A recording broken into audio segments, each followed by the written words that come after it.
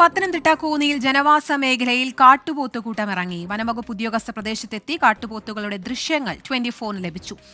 ശ്രീകുമാരൻ ചേരുന്നുണ്ട് പത്തനംതിട്ടയിൽ നിന്ന്. ശ്രീജിത്ത്, ഈ കാട്ടുപോത്തുകൾ ഇപ്പോഴും അവിടെ തുടരുകയാണോ?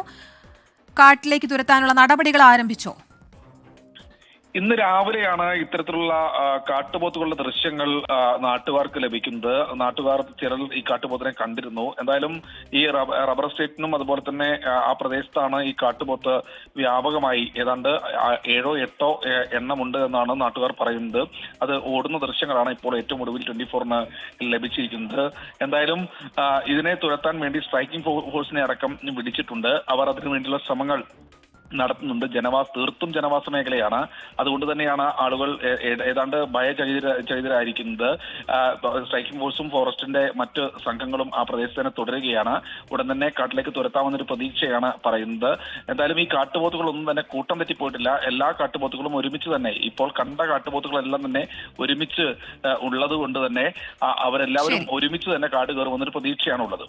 ശരി, ശ്രീകുമാരനാണ് വിവരങ്ങൾ നൽകിയത്.